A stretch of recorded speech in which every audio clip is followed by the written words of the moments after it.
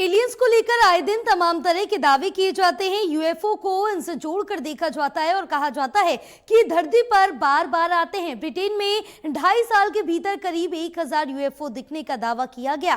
बेशक दुनिया के तमाम लोगों ने इसे लेकर आज एक तमाम बड़े दावे किए हैं, लेकिन आज तक इनकी कभी पुष्टि नहीं हो पाई। हैरानी की बात तो यह है कि ऐसे दावे करने वालों में अमेरिका के सैन्यकर्मियों से लेकर पायलट और बड़े प्रोफेसर तक शामिल है। वहीं अब एक इजरायली अमेरिकी खगोल शास्त्री एवी लोइब ने नया दावा किया। एलियंस के अस्तित्व को साबित करने की कोशिश में जुटे एवी को एलियन हंटर कहा जाता है। उन्होंने एक डॉक्यूमेंट्री में दावा किया है कि यूरोपीय परमाणु अनुसंधान संगठन CERN में बनाए गए हिडन डायमेंशन की मदद से एलियंस गुप्त तरह से धरती पर आए होंगे। फ्रांस स्विट्जरलैंड सीमा पर जिनेवा में संगठन के वैज्ञानिक बिग बैंग की स्थितियों को फिर से बनाने के प्रयास में लार्ज हैड्रन कोलाइडर, दुनिया के सबसे बड़े और सबसे शक्तिशाली पार्टिकल एक्सीलरेटर का उपयोग कर रहे हैं।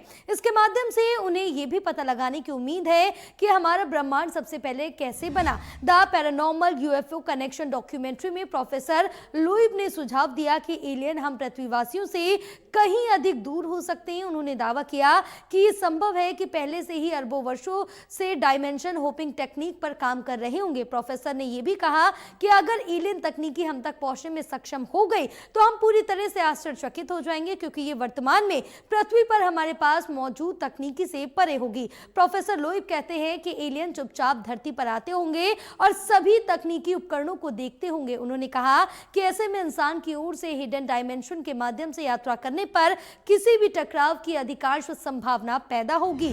जहां लोइब ने कहा कि क्वांटम मैकेनिक्स की खोज ठीक 1 सदी पहले की गई थी और वर्तमान में हमारे द्वारा उपयोग की जाने वाली सबसे सोफिस्टिकेटेड टेक्नोलॉजी जैसे कि इंटरनेट, आर्टिफिशियल इंटेलिजेंस आदि क्वांटम यांत्रिकी की हमारी समझ पर निर्भर करती है।